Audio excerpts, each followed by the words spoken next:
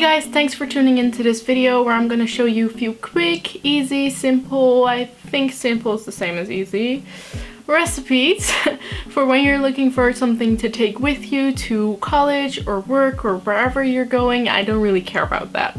No, I'm just here for the food. So are you. So I'm not gonna do much talking, but I just wanted to quickly say, if you're one of those people that's trying to eat more vegan, but it's hard on you because you feel like it's, you know, time consuming and expensive, I'm not gonna wipe all of that off the table because I can't. It can be at times, but at the same time it's also fun, so just keep exploring, keep, you know, kind of looking at it as a challenge where you're just trying to explore your taste buds and food and your body and the environment, because you're doing the environment a great big favor. So with that being said, let's jump into the recipes. Oh my god, this is quite difficult.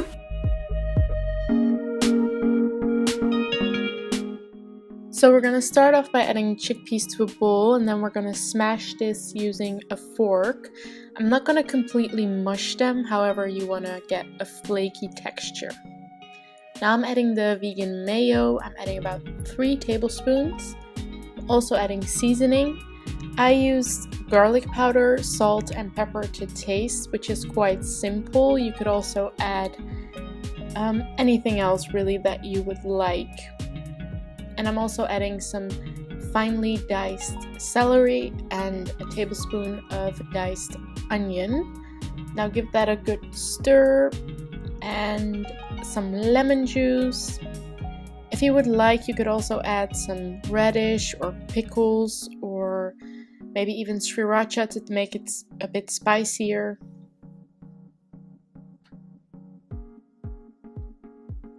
This is really all you'll have to do. I'm using these homemade gluten-free wraps. I'll list the recipe down below. However, you could really just use whatever you like.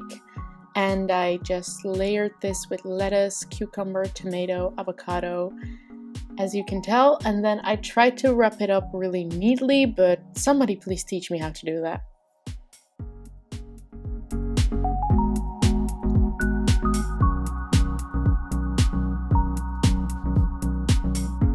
Next up are these vegan Twix bars. I'm adding 1 cup of oat flour. You could also use coconut or almond flour, half a cup of almond flour, and a liquid sweetener and liquefied coconut oil. You'll have to give it a stir in between adding the liquids because it's gonna be a bit crumbly and hard to combine otherwise. And I also added a tablespoon of tahini, and then I used my hands to just crumble it to combine everything together.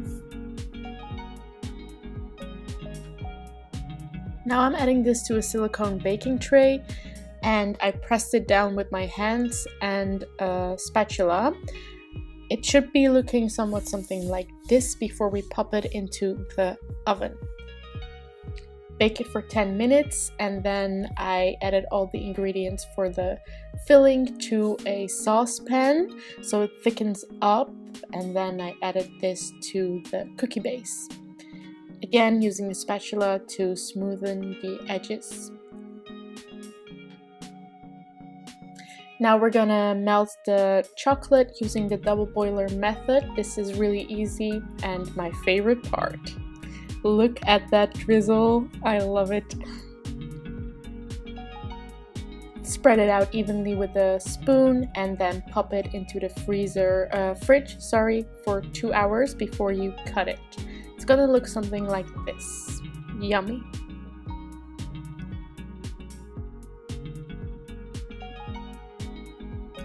For this, we're gonna slice the tofu midway through, and then I place this into a baking tray. And I just drizzled on some chili oil and seasoning that I like. You could really do whatever you want to the tofu. Just make sure you bake it until it's crispy. The exact instructions are below. I also used some leftover red rice that I had. I made it sticky by cooking it again in some apple cider vinegar. I layered it with spinach, the tofu, some vegan mayo, some more lettuce, and of course avocado. And then I did an attempt at folding this really neatly. However, just like the wrap, I am not quite there yet. Just make sure whenever you fold it, you're adding some water so you can, so the paper will stick. The paper, I mean seaweed, of course, nori, whatever. Yes, there you go. Yummy. Bye.